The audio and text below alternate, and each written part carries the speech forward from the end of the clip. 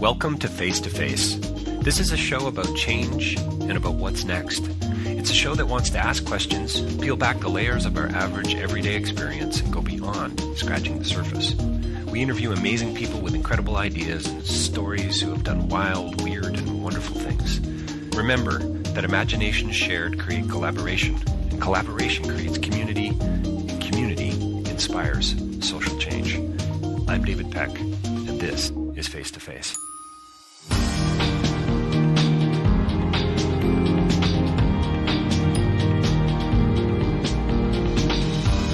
So my next interview is with a filmmaker and an actor, Richard Clarkin and Arturo Perez Torres, here today on Face to Face to talk about their new film, The Drawer Boy. And this is a Canadian film through and through. It's a beautiful film. It's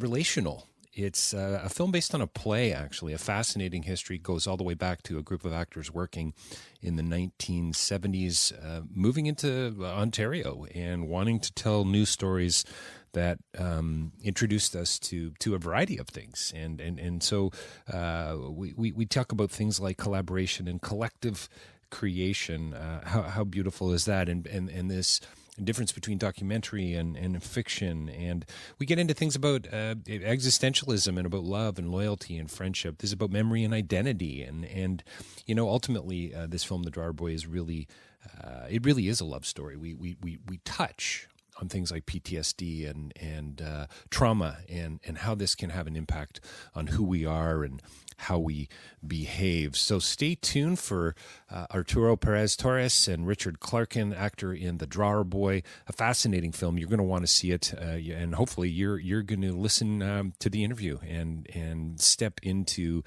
a Canadian story that is interesting, that is engaging, and quite meaningful on a variety of levels. Stay tuned. Don't forget davidpecklive.com for more information about my writing and my speaking. You can head there. And if you want to get behind the work that I'm doing here at Face to Face, you can do that on patreon.com. You can support that there. And if you can't do that, which I totally understand, if you can't get behind us financially, I get that. But if you could leave us a review on iTunes or somewhere out there in the digital realm, I would certainly appreciate it. And I know my listeners would too. So stay tuned. And don't forget rabble.ca, a platform that Face to Face exists on. So much other material there, news, commentary, blogs, podcasts. Check it out. Coming soon to a theater near you, The Drawer Boy, and coming right up, Arturo Perez Torres and Richard Clarkin and The Drawer Boy. Well, welcome to Face to Face. We're joined by two very special guests here with us today. We actually don't very often get to interview two people at the same time, so I'm kind of looking forward to that as we dive into a new film called The Drawer Boy. We have Richard Clarkin and Arturo Torres here to talk to us about the film and about the play and a whole lot of other things. Richard, Arturo, thanks for joining me today. Thank you. Thank you. So who wants to dive in first and just give us a little bit of context? There is a significant history here. Never mind the history of sort of the Canadian angle to all of this and that Canadiana-like history, but the history around the story, the film, the play. Can either of you dive in and give our listeners a little bit of context? I can dive in, and if I miss something, I'm sure Richard can correct me. Yeah. Thanks, man. Well, let's just say that everything started in the 70s, in 71, with a play called The Farm Show. So it was kind of an experiment made by a bunch of really creative Canadian theater people that wanted to do real-life plays, so plays based on reality. What that means is that they would go to farms and interview farmers and make stories of their lives. So not invent stories, but just bring their stories on stage. And that was, pretty innovative and pretty amazing back in the 70s. So you fast forward to the late 90s, Michael Healy knew about that event in history, in Canadian history, and decided to write a story inspired by those events. So this is now fiction. We're in the fiction world, and we have a character going to see farmers to pick up stories, real stories, and make a play out of those stories. and that was a huge success for Canadian theater. The Door Boy was played in the U.S. and Canada and translated into, I think, four languages besides English. So it was huge. And then fast forward to 2 years ago, and it was made into a film by us. I guess the only thing I would add is that the early 70s play, The Farm Show, was spearheaded by a very important figure in Canadian theater, Paul Thompson. Right. He was the mastermind behind that, bringing the actors into rural southwest Ontario, and he, in fact, plays himself in our film. Right. And his, this is changes in the screenplay adaptation. Paul is not in the original play, but in the sort of elaborated version of the film, he is in it. So to me, there's so many questions and so many ways we can take this, and I mean, I want to get a little bit into his head a little bit. I think what motivates somebody to head north. I mean, if I'm going to write a play, my first inkling, I've never written a play, but I wouldn't think my first thought would be, I'm going to head to Aurelia and see what I can come up with. Well, he actually headed west. Why? If we're going to be accurate about the area that they explored, it's southwest Ontario. I guess the Blythe, Goderich area, if that means anything. And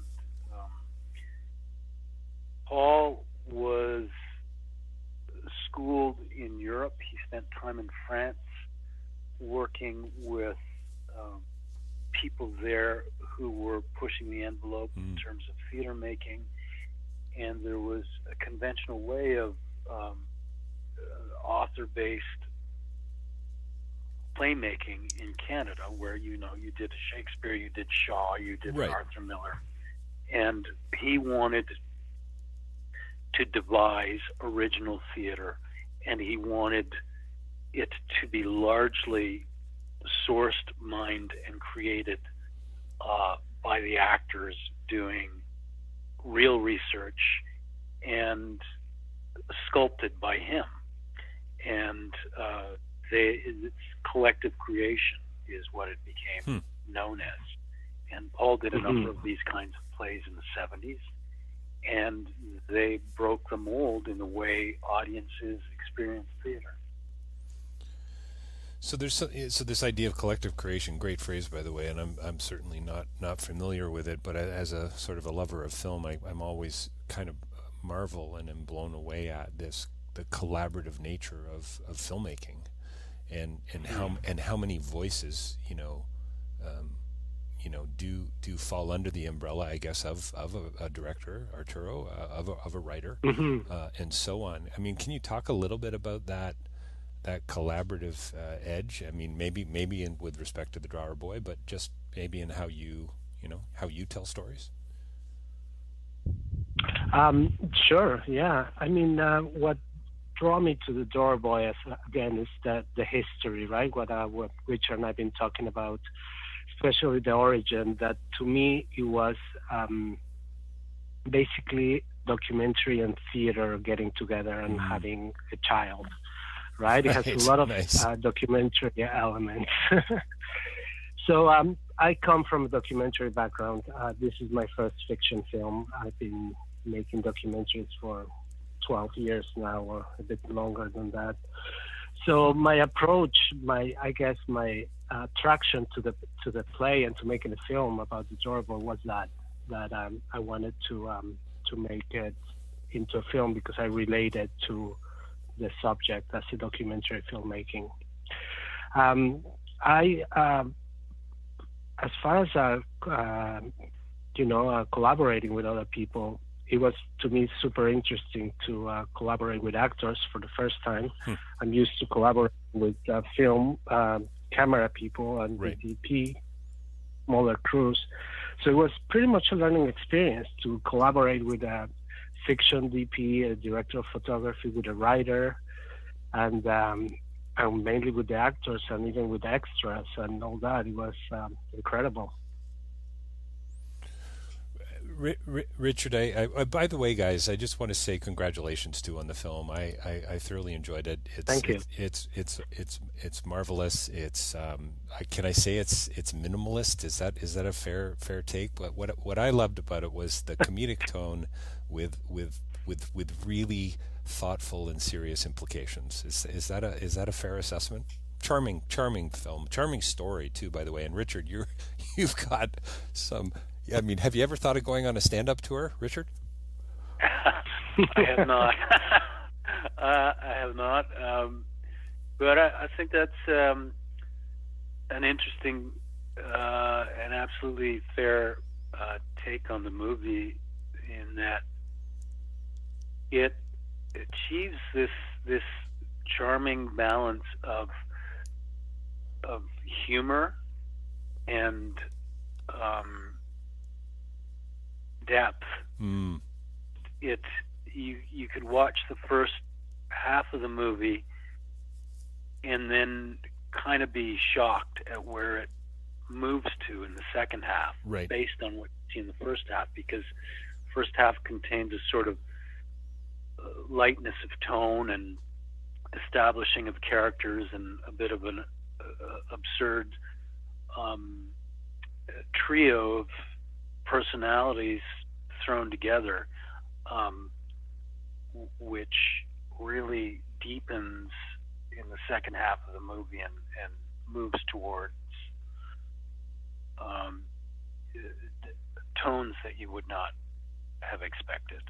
I think that's absolutely fair. Do you ever finish a film and you see the first cut, you see the first festival showing, and kind of step back and have that conversation at the back or on the drive home and go, wow, I didn't think it was going to go there. I didn't see that before. Or because to me, Arturo, you could speak to this as a documentarian. Any great documentary is layered, and there's so much more going on than meets the eye, and that's what fascinated me about The Drawer Boy. Is yes, it's this sort of simple story about this beautiful friendship between these two men, and this tragic sort of friendship, I guess, in a sense. But there's so much else going on. We're talking about memory and about fiction and about truth and exactly. and how it all crosses over, and just this crazy beautiful thing we call life that just is happening always. And all, you know what I mean? And that's what I'm getting goosebumps actually as I think about it, because it was such an understated kind of representation of that, I guess, as Richard was talking about that, as it sort of, the depth of it, as it sort of bubbled to the surface. Anyway, there's maybe not really a question there, but I just, maybe there is. It's that sense of standing back and going, wow, never thought we were going to wind up here. Please, Arturo, I have an opinion, but I'd like to hear your, it's very different for Arturo, who was with it every moment in post-production with different versions of the edit, right, and then what it eventually came to be.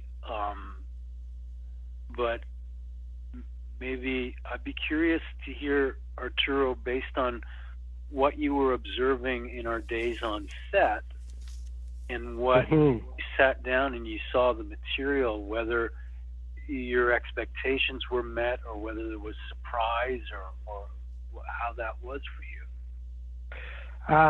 I think any time you edit is such a surprise, even if you shoot the film or you just edit, which I have done both. In this case, I was editing with Aviva, the co-director, mainly. And just even though we were there shooting with Richard and all the crew and all the cast, it was incredible to see the possibilities that you can have when you're editing, right? We didn't have much money, a big budget, so we had a limited amount of scenes to choose from. But even then, we had 7 or 10, or each day we had very long takes, so it was easy to decide between, a long take. We had maybe 7 takes of that scene. But I guess what I'm trying to say is, to answer the question, is that we were aiming to not make it over comedic. We didn't want to have a comedy. So there were several shots that were funnier than the others, but then when put together, then it would start becoming too light and too funny, and so we had to tone it down. And maybe in one place where Richard or Stu would make a face or say a sentence in a really funny or have a funny reaction, we would cut that, even though it was hilarious, just to kind of like make an even pace of how it's getting serious, especially like what Richard's saying, how it's developing into a huge drama. When it starts very light, we had to build that momentum until at the end when it explodes, and it's quite dramatic, right? Mm-hmm. Yeah, I would only add that in response to stepping back and seeing what we made, for me, I was on set, I was in the scenes, I was experiencing that, and I had a really great time, one of the best times I've ever had as an actor. And then to finally see what ultimately was the movie that would be traveling around to festivals, I was pretty darn pleased with the feel of the film, the tone of it, the intent of the film. I think it really holds together as a very fine piece of storytelling, and I think it's very different from the play, and it's its own thing, and it holds, and that's biased because I'm in it, but I'm really proud of it. Arturo, were you going for a sort of a I'm gonna say a deeper sort of existential tone to the film, or did it kind of play out that way as you got further into the story? And maybe this is more of an editorial question than it is an actual on set kind of a question. Yeah, I think for me was definitely the themes. I guess you could call them the themes in a more philosophical way. And co-director Aviva, who was great too, she was more in the story. So we were kind of like taking different approaches. Like she was enamored of the Door Boy more because of the story of friendship and loyalty and all the things that I would call them the first layer. And I was more obsessed with the facts of truth and how do you define truth, and how does memory affect reality, and how do we perceive reality, and what role of memory plays in our reality and our identity. So all those questions, which I find fascinating, are kind of like layered in the Drawer Boy, right? Absolutely. So we wanted to go into that, and I think that was the way we had in mind when we were shooting, like taking care of both. So not make it too simple that you would stop and think that this is actually also about memory, and it's also about truth, and what does that mean in day-to-day life, There's a great moment, and there's lots of them, but there's a moment, and I think, help me out here, Richard, but I think you, as Morgan, you're sort of finally coming clean, I guess, or close to when you're about to coming clean, and Angus is pretty pissed off at you, I think, and says something. I think he's walking away. You're trying to get him to make a sandwich, I think, and his memory is clearly coming back, or at least what we think is the memories of the actual situation that occurs, and the truth, I guess you could say, if you want to call it that. And he looks at you and says, "Take that." I think this is the line, if I remember correctly. "Take that out of the whatever the hell that's called." So for me, I mean, I kind of laughed out loud, because there was this moment of it's actually coming back for him, but he can't remember what an oven's called. and Yeah. and it's just like this, like to Arturo's point about that fiction and reality and this day-to-day kind of thing we call life, and how fascinating it is on one hand and how kind of complicated on another. Yeah. Stuart Hughes, the actor who plays Angus, he's just incredible in the part. It's an astounding performance, and I think he gains lucidity, which he didn't have. Right. And whatever was there was buried, but not dead. Right. And so at the same time as he's gaining sort of the lucidity and ownership of his memory, he's still not able to name and identify certain things. But that's not going to get in his way. That's just a small distraction to him seizing on the truth, which is worming its way into his mind, and revelations are coming at him fast and furious, and it's a remarkable thing when you think about it. With to actually witness their long buried memories really coming back, and in a very profound, in the moment way, affecting their worldview. So yeah, totally. Yeah, I totally agree. Arturo, just to add to, oh yeah, go. I was just going to add to Richard's point, which is quite interesting, that in the play, the two tall girls are not in the play. They don't exist. They're just mentioned, but you never see them. The play is just a 300, right? So the decision to have them there, it was to have them physically appear in front of Angus. It was to make clear that the memories are actually part of our reality.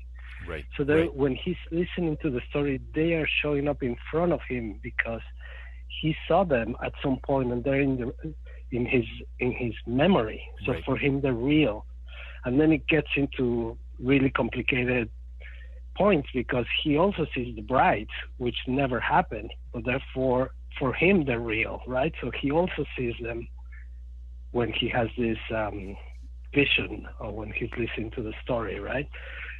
So anyway, just to make the point stronger that memories were real and are real, and that was a very important point to make in the movie. For me, one of the really important moments for me was, Richard Wagamese said that stories are meant to heal, and I think what I love is I love seeing the healing obviously if there was a part 2 to this film, there would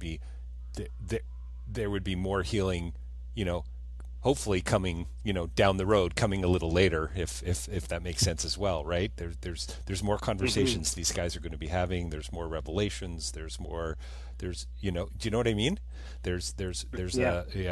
Anyway, Angus says, tell the story so I can find myself in it. And I just, when he said that, I went immediately to Wagamese's line about stories are meant to heal, and how isn't this about authenticity? Isn't this about transparency? Isn't this about being real? And how do we speak truth into the lives of those people that exist in our communities, but that matter the most to us? Yeah, that's really interesting, because when he says that, he's like, I want to match them, right? So the two of them are telling the same story, which also becomes really interesting because it's about reproduction of one story, and then it's the second one, when it's interpreted, is that real? Which is interesting for documentarians. When you make a documentary, when you just for the fact of recording something, are you recording reality?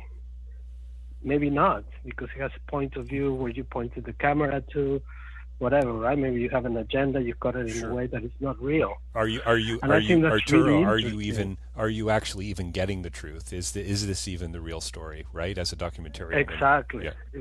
Yeah, exactly.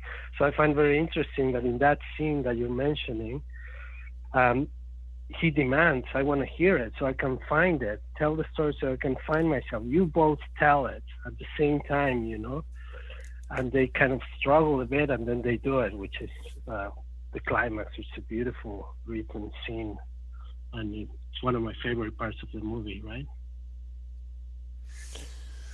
What, Morgan? You said it's Morgan Richard. Sorry, and Morgan. I bought into the character. By the way, you mentioned Stewart's performance. I think your performance is brilliant in this film, for what it's worth, and the dynamic that the three of you create, but the two of you especially.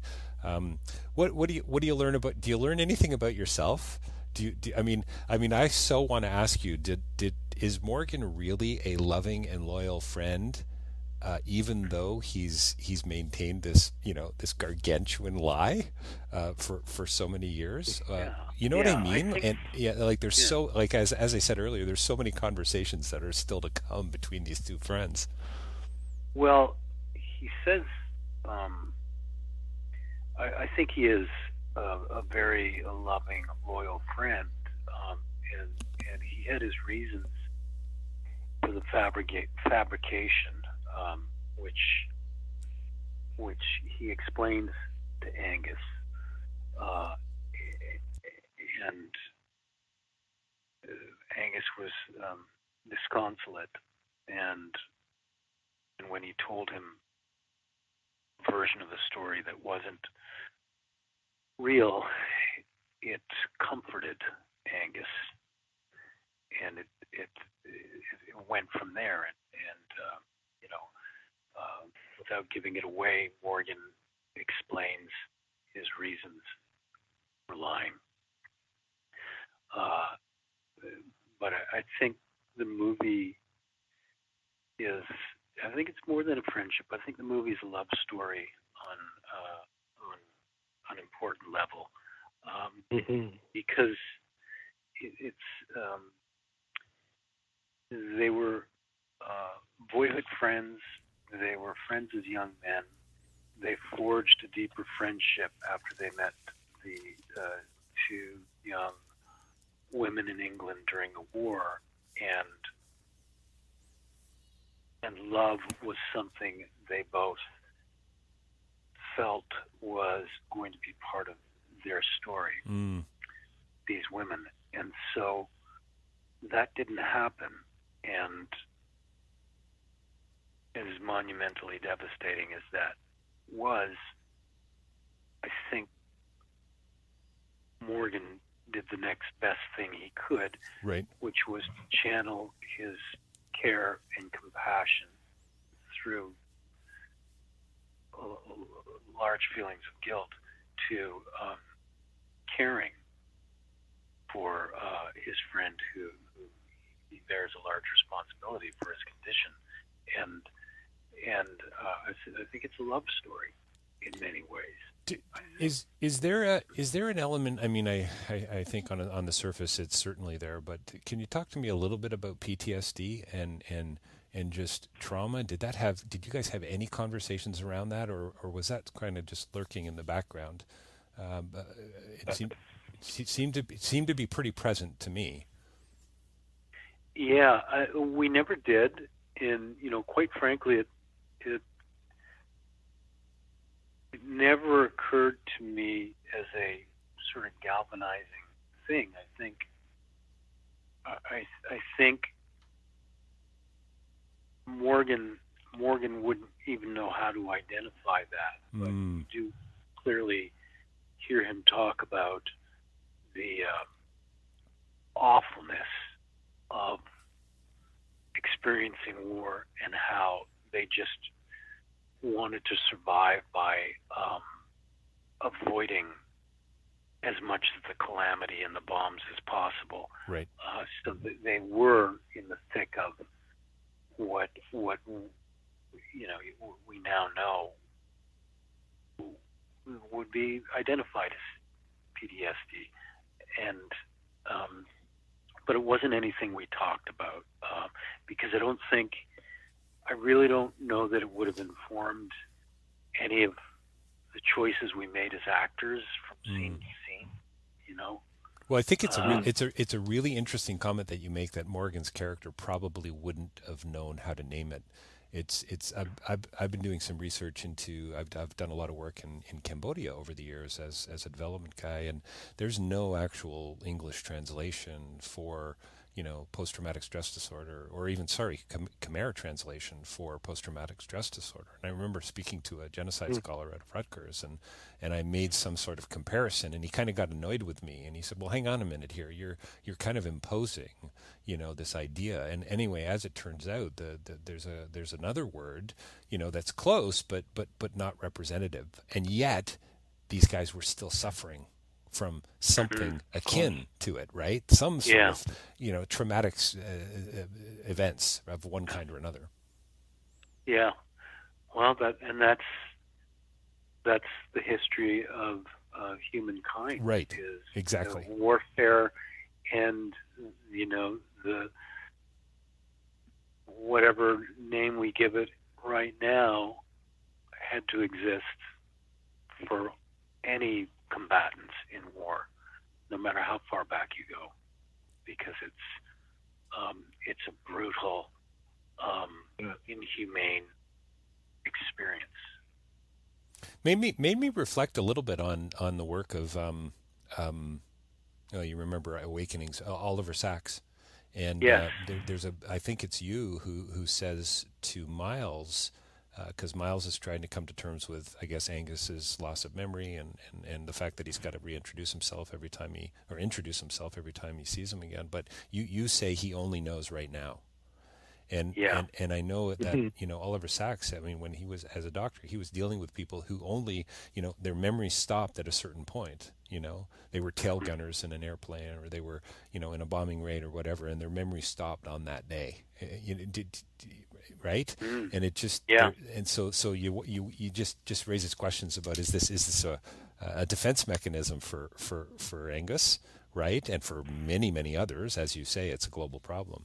Anyway, it just raises some pretty interesting questions. Yeah. Is that the man who mistook his wife for a hat? It is. Yeah, that is the book. Yeah. Oh, yeah. Yeah, the man that's the book. Yeah. Yeah, he went on to do some other things as well. Obviously, other books, but that's the one I was actually referring to. Yeah. It's a wonderful read. And my father, part of the reason for even bringing it up, and I think part of the reason why I found your film so compelling and charming, and because I think my dad suffered from Parkinson's disease for many years, and every now and then I saw a little bit of the of my dad, I think, in Angus. Some of those moments. Right. Not that with Parkinson's comes dementia or memory loss necessarily, but neurological disorders are kind of connected, right? And I think that's kind of what how Sacks sort of discovered some of this as well. So I think there were a couple other reasons why this film sort of connected with me. Can we just take a little bit of a lighter approach now? Just we're getting pretty deep and pretty intense here. Richard, I gotta say, what's your favorite line? I mean, you had some of the most comedic lines in the film, but I think my favorite is the lowest producer gets the axe. And just so you know, I'm stealing that, and I am going to use that the next time I'm involved in some sort of collaborative initiative. Yeah, it's coming out for sure. Yeah, that's a good line. He's got so many. He's got some doozies. How about put on a raincoat and a welder's mask? I think was the other one. Yeah, put on the rubber gloves and just yeah, that's a good one. And I also like when Miles comes in for a sandwich and Morgan is preparing it. He asks what kind of sandwich, and Morgan says spleen, beef spleen. Right. And I don't even know if there's such a thing as a beef spleen sandwich, or if that meat would ever be put between two slices of bread. But I enjoyed saying that. I bet you did, gross, and I'm kind of hoping there's no such thing as a beef spleen sandwich. What's the garnish for a sandwich like that? I think just mustard, no? That's right. Yeah, I think I just slapped mustard on it. I think I slapped mustard on all those sandwiches, basically, as I recall. That's so funny. Arturo, what do you make of a line? You know, as the director, and obviously in the sitting making decisions in the editing room, Miles, you know, had a really interesting line to me as well, because it's so connected to your comments earlier about memory and identity and so on. But he says something to the effect of, "I'm here to get your history and then give it back to you." Was that the line? Yeah. When he's trying to persuade him to not kick him out. That's right. I think that's kind of like the line that we always try to use in documentary filmmaking, right? Which is now a bit controversial, because it's like, who are you to give me my history back? Why don't we give it ourselves our own history back? Sure. You know? You're talking about sort of this whole appropriation. Exactly. Right. Exactly. Got it. Yes. Right now it's a bit like, do I want to help you tell your own stories? So I guess we're talking in the 70s. It was not that. It's not really appropriation, because it's the same culture. But I kind of tend to see it from that angle. So that's what I would say about that line. But if you want a line that I love, it's one that he says too, kind of like in the same scene, which is produce or die. Right. But what I like is because one time when we were shooting, one of the crew took a photograph. He had this fancy iPhone and would take beautiful pictures of cows. And he had one, and we were joking that we would make one of those inspirational cheesy posters to have the cow, and underneath it would say "produce or die." Right. Yeah. Right. Yes, I'm sure you had a lot of fun with the parodies. Miles's question too earlier on, and I think he delivers it in a serious way. But something about do cows mind being milked continuously? It's just, that's like the funniest. Yeah. That's just the funniest notion to me, and that's what's so lovely about this film, and so wonderfully charming. The blend of the serious, the existential, the philosophical, the thoughtful, with this comedic edge that is compelling and really does draw you in. Yeah. I totally agree, and I also think it's a film that crosses a lot of demographics, for lack of a better word. People like yourself, who I'm assuming are educated individuals who've probably got a university degree or whatever, can enjoy the movie. And the film played in Charlottetown, Prince Edward Island for a week, under a TIFF program. Okay. And it played at a rep house in Charlottetown, which is, my family's from Prince Edward Island, and so a lot of my relatives who are tradespeople, farmers, largely rural people, they could see this film and really enjoy it as well. I think it plays to a very broad audience. I think the only people who might not dig it are people who only go to Hollywood superhero tentpole productions. Right. Michael Bay fans are probably not going to like this film. Is that what you're saying? They're probably not going to like it. Yeah, that's right. That's right. Although he might be described as a minimalist in the context of a lot of today's films. Yeah, well, that's that's a pretty funny distinction. True. Yeah. Sadly, we're coming close to the end of our conversation, and I would just want to say congratulations and thanks to you both for joining me today. But before we go, Tell me a little bit, another favorite part of the film that recurs throughout is this counting of the stars. You organize it into pieces and then you count. Arturo, can you talk to me a little bit about that? I mean, maybe that's something that was, just in the play and you carved it out and you stuck it in, but I bet you there's a little more intention there. There's something that was in the play, and the story behind it is that his lover would teach him how to count the stars. So it's one of the things that remained with him after he forgot most of his history. So that has a lot of significance for him. And it's something that calms him down after the day, just to look at the stars and count. He has a great memory for numbers, right? So it's all that it is. He can remember numbers and keep on adding them, and it ties into the memory of that is not gone, the memory of the love that he had for his bride. Yeah. Well, listen, And in the play, it comes back twice. In the movie, we cut once because it seemed a bit too much, but it's more. I guess it's more evident the importance of that symbolism in the play than in the movie. Well, I look forward to seeing it again. I'm going to be recommending it. Can you tell me where people who are listening can actually see the film? Is it available online yet?